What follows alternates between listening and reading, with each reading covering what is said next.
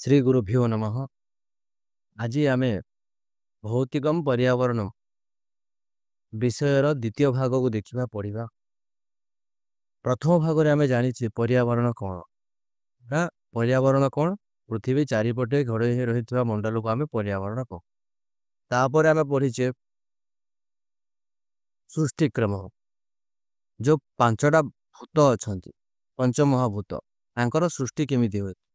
ना तांकर सृष्टि सूक्ष्म ठारो स्थूल को होई थाए। जेमिति प्रथमे आकाश तापरे वायु वायु पर अग्नि अग्नि पर जल जल पर पृथ्वी ए प्रकार पांचटी जो महाभूत अच्छी तांकर सृष्टिक्रम होई थाए। तो एबे आमे आगको पढ़िबा भौतिकम पर्यावरण पृथ्वी पृथ्वी विश्वंभरा वसुधानी प्रतिष्ठा जगतो निवेशानी अथर्ववेद। पृथ्वी पृथ्वी हूँ विश्वंभरा अर्थात विश्व को भरण पोषण करे पृथ्वी। विश्वर समस्त प्राणी को भरण पोषण करे पृथ्वी। समस्त जगतर आधार हूँ पृथ्वी। पृथ्वी अमर माँ पृथ्वी अस्माक माता। पृथ्वी जीव जगत वृक्ष जगत रत्नानि खनिज द्रव्यानि च धारयति। पृथ्वी कौन करे ना जीव जगत को वृक्ष जगत को रत्नानि खनिज द्रव्यानि जितेरा रत्न अच्छा आउ खनिज द्रव्य मान कौन करे ना पृथ्वी धारण करे। पृथिव्याः संरक्षणेन सर्वे सुरक्षिताः भविष्यन्ति। पृथ्वीर संरक्षण द्वारा कौन करे पिले आमे समस्ते सुरक्षित रही पारिबा। भूमेः प्रदूषणेन रोगाः जायन्ते। भूमेः नाम भूमिर प्रदूषण द्वारा बहुत गुड़िए रोग होई थाए। वृक्षाणां वृथा छेदनेन अत्यधिक रासायनिक कीटनाशक विष प्रयोगेन च भूमि प्रदूषिता शक्तिहीना च भवति। अर्थात वृक्ष मानक वृथा छेदन माने वृथा काटिबा द्वारा अत्यधिक कौन तापर अत्यधिक रासायनिक सार प्रयोग द्वारा कीटनाशक प्रयोग द्वारा विष प्रयोग द्वारा कौन हो पिले ना भूमि जो उर्वरता थाए से नष्ट हो जाए। ता सागर कौन हुए ना भूमि दूषित हो जाए। भूमि ही प्रकृति ही उच्यते। भूमि हूँ आमर प्रकृति। अतः स्याः संरक्षणेन सर्वं संरक्षितं भवति। अतः यदि भूमिर संरक्षण हेबो ताहेले समस्त संरक्षण हो जीव समस्ते सुरक्षित रहिबे। आस यार सकाल विभक्ति देखि नेबा। सकाल विभक्ति पृथ्वी पृथ्वी कर्तरी प्रथमा समाज वृक्ष जगत वृक्षाणाम जगत वृक्ष जगत षष्ठी तत्पुरुष शक्तिहीना सत्याहीना सत्या नाम ये शक्तिर कौन सत्या है तृतीय तृतीय विभक्ति द सत्याहीन शक्तिहीना तृतीय तत्पुरुष विश्वंभरा विश्वंभरती या सा विश्वंभरा पृथ्वी उपपद तत्पुरुष खनिज द्रव्यानि खनिजानि द्रव्यानि खनिज द्रव्यानि ठीक है ना कर्मधारय वे प्रकृति प्रत्यय देखा। संरक्षणेन सम उपसर्ग पूर्वक रक्ष धातु ल्यूट प्रत्यय संरक्षण हो। तृतीय लेख कौन संरक्षणेन सेमिति सु युक्त रस युक्त त प्रत्यय सुरक्षित प्रथम बहुवचन है सुरक्षिता प्रथम विभक्ति बहुवचन। प्रदूषण प्रदूषणेन प्रउपसर्ग पूर्वक दुष धातु ल्यूट प्रत्यय प्रदूषण होपर तृतीय एक वचन प्रदूषणेन हो। छेदनेन छित युक्त ल्यूट छेदनेन तापर तृतीय विभक्ति एक वचन छेदनेन हो पड़ा। प्रकृति प्र उपसर्ग पूर्वक क्रू धातु तीन प्रत्यय प्रकृति शब्द निष्पन्न हो। शक्ति सक युक्त तीन शक्ति संरक्षित सम युक्त रक्ष युक्त त संरक्षित ये संरक्षण जमी संरक्षित हो धातु समान अच्छी। एबे आमे पंचमहाभूत मानक मध्यरु अन्यतम गुरुत्वपूर्ण जल जायते अस्मादिति जम लीयते अस्मिनिति लम। जायते नाम जलर ही सृष्टि ही जगत लीयते अस्मिन माने एठी ही तार लय अथवा सृष्टिर विनाश होय अछि। यत्र जीवजगतः उत्पत्ति ही लय से भवतः तद् भवति जल। जेउठारे जीवजगत ये जो जगतर उत्पत्ति एवं लय प्रलय अच्छी सेटा होची जल ए- एवं अर्थस्य जलम प्रतीक होती यही अर्थ जल होची प्रतीक जलम सर्वत्र आपनोति व्याप्तम भवति जल सबुआड़े अच्छी एवं व्याप्त रूप रे अच्छी अतः जलम आप उच्यते एणु जल आप अटे पृथिव्यां यज्जलं व्याप्तम भवति सूर्यरश्मिभिः बाष्पीभवन प्रक्रियया तज्जलं मेघ संचितम भवति पृथ्वी रे ଯେଉଁ जल व्याप्त होई अछि सूर्यरश्मि द्वारा बाष्पीभवन प्रक्रिया द्वारा ସେହି जल मेघरे जाई संचित होई रही थाए हम जोटा जल चक्र अभाव वर्षा काले वृष्ट्या अज्जलम अर्णम उद्भावयति नाम वर्षा काले कौन हुए ना वृष्टि द्वारा सही जल अन्न को उत्पन्न करे अर्णाद भवति भूतानि पर्जन्याद अन्न संभव इति गीता वचन अर्णाद नाम अन्न ठारु भूत मानकर सृष्टि उत्पन्न होइथाए पर्जन्याद इति वृष्टि ठारु अन्न संभव माने अन्नर उत्पन्न होइथाए एही वाक्यटी कोडी लेखा हेछि गीतारे लेखा हेछि श्रीमद् भगवद गीतारे जले जीवनस्य बीजम सृष्टम माने जलरे जीवनर बीज सृष्टि होई अछि अप एव ससर्जादौ तासु बीजम वा सृजात अप अप माने जल एठी लेखा हेछि ससर्जादौ माने सृष्टिर आदौ अप एव पानी एव जल एव बीजम वा सृजत माने बीज को सृष्टि करी अछि एटा मनुस्मृति रे लेखा होई अछि जलम रस उच्यते जल को रस बोली कहा गला है पर्वतेभ्य प्रवहन्तीषु जलधारासु मृत्तिका धातु खनिज लवणादि रसाः संचरन्ति पर्वत गुड़िक ठारू जो नदी गुड़िक प्रवाहमान हेउचंती सेही पानी रे मृत्तिका धातु खनिज लवणादि रस रस माने कोन मिसिकी संचरण करिथांती बही थांती अत्र जीवनस्य साधकम वर्धकम च तत्वम निहितम अस्ति एही पानी रे जीवन को धारण करबा पई बढ़िबा पई जो तत्व गुड़ाक अच्छी से तत्व गुड़ाक यही पानी रे निहित होई थांती शिल्पायनेन वर्ज्य वस्तु त्यागेन जल प्रदूषित रोगजनकम च भवति शिल्पगार स्थापन द्वारा वर्ज्य वस्तु जल पे पकेवा द्वारा जल दूषित प्रदूषित होता है ता सांगरे बहुत गुड़िए रोग को जन्म करें से जल पीवा द्वारा बहुत लोग रोगग्रस्त होता निर्मलेन जलेन जीवनम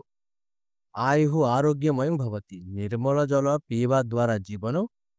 आयु आमर कौन ना आयु बढ़ी थाए आउ आरोग्यमय जीवन होई थाए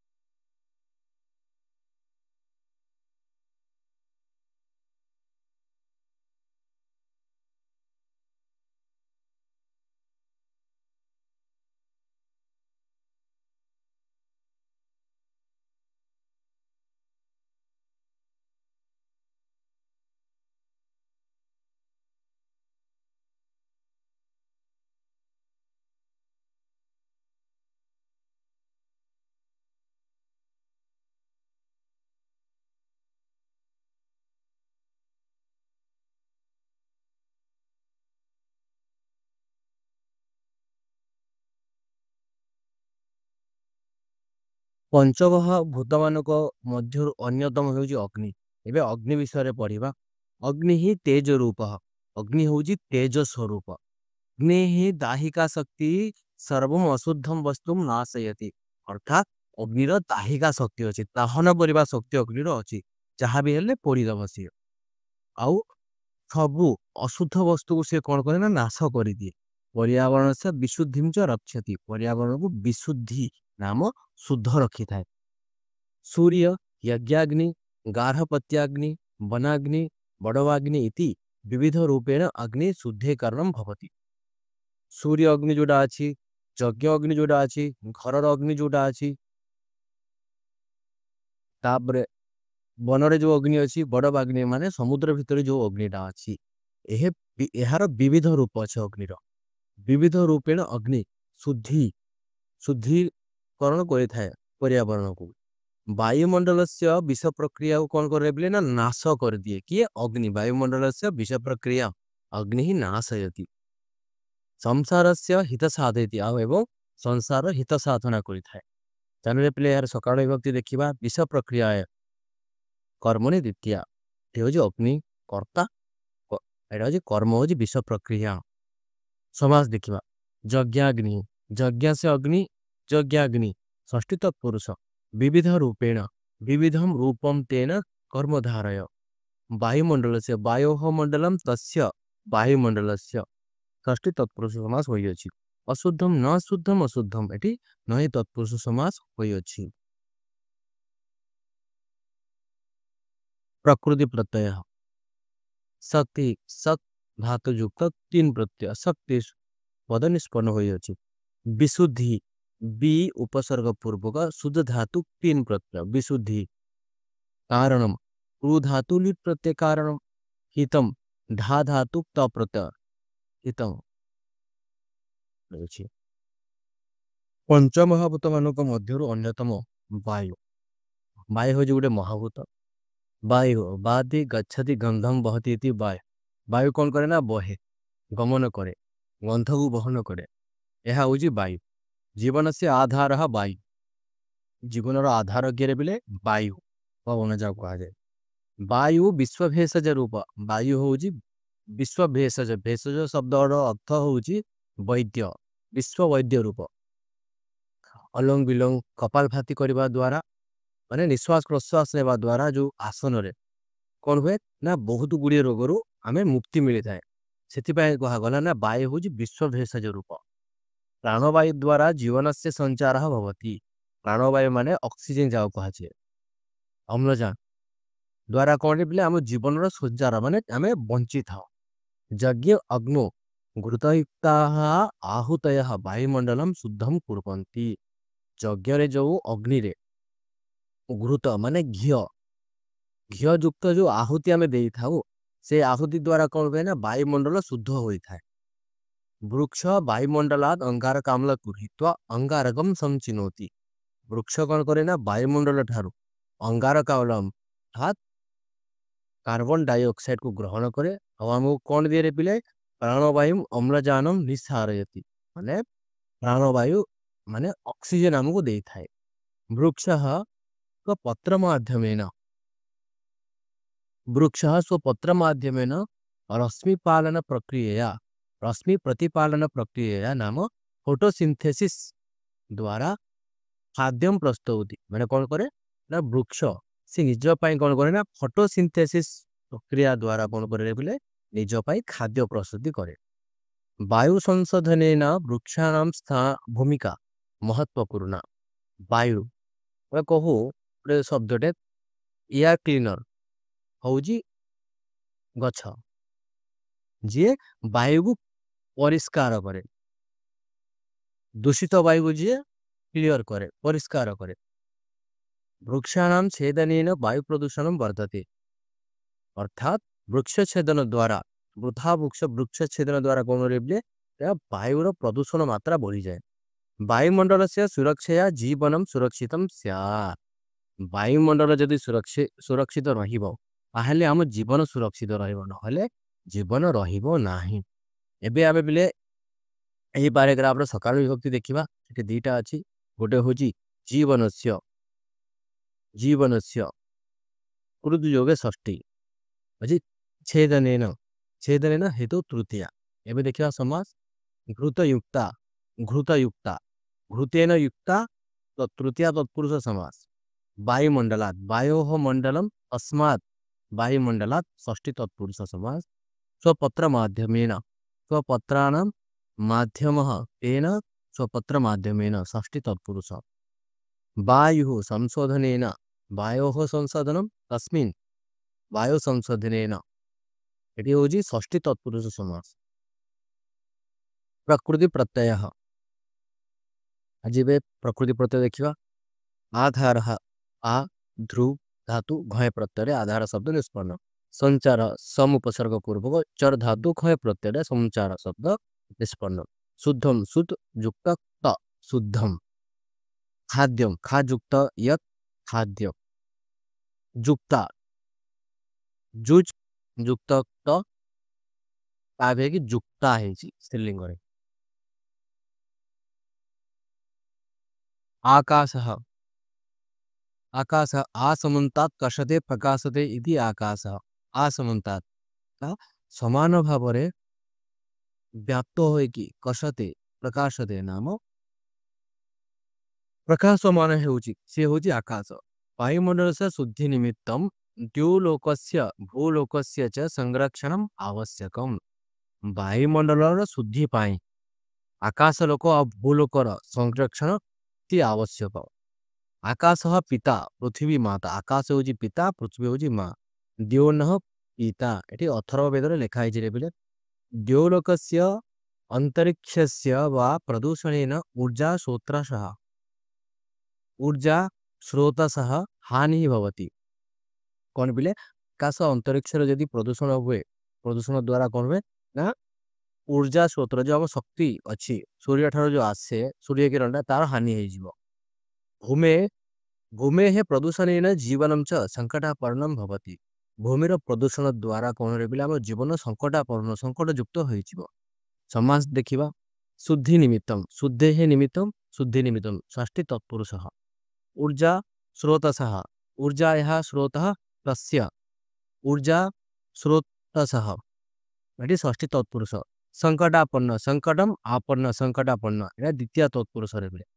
एबे आमे प्रकृति प्रत्यय देखिबा संरक्षणम सम उपसर्ग पूर्व रक्ष धातु ल्यूट प्रत्यय संरक्षण हानि आ उपसर्ग आ धातु तीन प्रत्यय तीन हानि है जीवनम जीव धातु ल्यूट प्रत्यय जीवनम है प्रकाश उपसर्ग पूर्व काश धातु घय प्रत्यय कौन प्रकाश शब्द निष्पन्न होइछि एतानि भूतानि समन्वित रूपेण प्राणिनां जीवनम धारयन्ति पोषयन्ति च माने एतानि भूतानि जो पांचटी महाभूत अछंती समन्वय रूपेण संयोजित होइकी प्राणी मानकर जीवन को धारण करिथांती पोषण करिथांती एकस्यापि विपर्जय सृष्टि विनाश अवश्यम भवि अर्थात गोटे भी महापुत्र जदि विनाश हो जाए विपर्जय हो जाए ताहेले आम सृष्टि विनाश होइजिबो विश्वस्य तदावरणस्य पर्यावरणस्य च सुरक्षया सृष्टियं नूनम रमणीय भवति विश्वर तत् आवरण जो आवरण अछि विश्वर आवरण के बोले पर्यावरण सुरक्षा द्वारा सृष्टि हे सृष्टि कोन ना निश्चित रूप से रमणीय होइजिबो सर्वत्र शांति ही विराजताम इति धिया सबुआडे शांति हो इति धिया एतेषां रक्षा निमित्तम शांति मंत्र पठ्यते माने जो पांचटी महाभूत अच्छे तांकर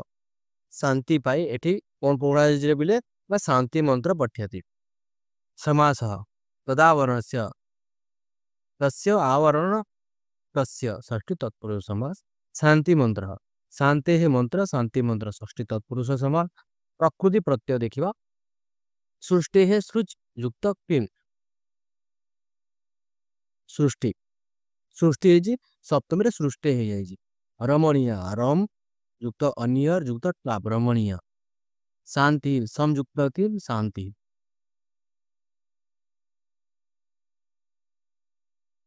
ओम द्योः शांति अंतरिक्षम शांति पृथ्वी शांति आप शांति औषधेयः शांति वनस्पतयः शांति विश्वदेवाः शांति ब्रह्म शांति सर्वं शांति शांतिरेव शांति शामा शांतिरेधि ओम शांति शांति शांति ଯଜୁର୍ବେଦ। ଏହି ମନ୍ତ୍ରଟି ଯଜୁର୍ବେଦରେ ଦେଖିବାକୁ ମିଳେ। ଧନ୍ୟବାଦ।